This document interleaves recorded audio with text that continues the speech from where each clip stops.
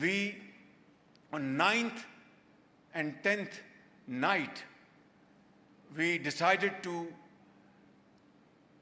respond in a measured fashion to Indian aggression, and we had decided that at 4:30 in the morning after Fajr prayers, Pakistan armed forces, led very ably by our Field Marshal, Chief Army Staff sitting here, Syed Asim Munir, to teach a lesson to our enemy.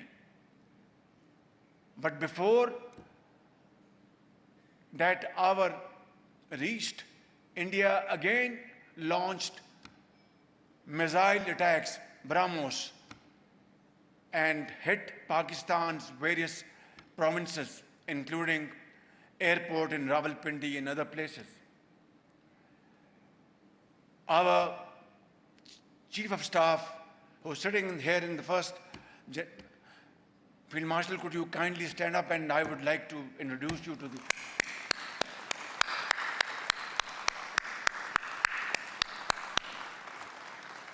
He told me that Prime Minister, India has again attacked. His voice was conveying unshakable confidence.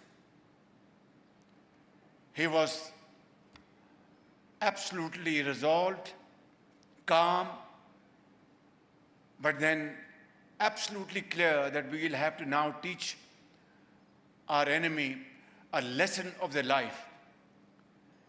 And then, ladies and gentlemen, we attacked Indian military installations, not civilians.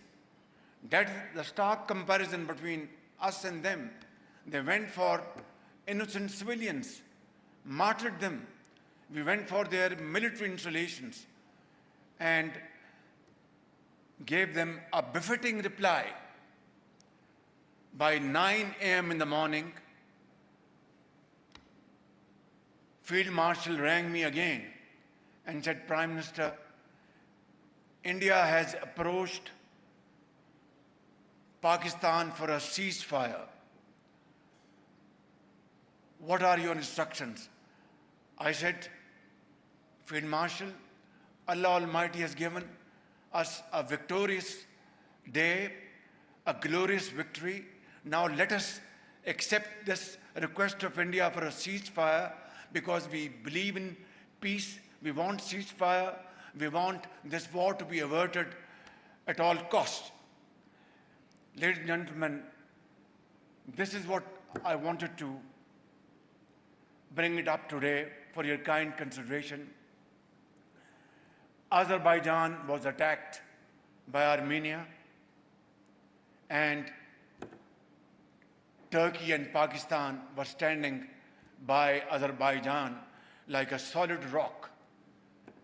Pakistan was attacked by India, and my very dear brother, President Tayyip Erdogan, and our brothers and sisters in Turkey were standing by Pakistan like a formidable fortress.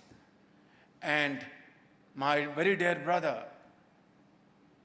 Ilham Aliyev, and our brothers and sisters in Azerbaijan came to show their complete solidarity with Pakistan within no time. This was one of the finest moments in our history. Three brotherly countries were together like a family, sharing its difficult time. We will never forget this kindest of favor on the part of my very dear brother, President Tayyip Erdogan, and of course my very dear brother, President Ilham. And believe me, even if I want to pay them back, I don't have sufficient words to thank them. Allah Almighty will certainly reward you for this great fraternity, brotherhood, and your very sincere show of support. Tashakkare Dharam, Tashakkare Dharam.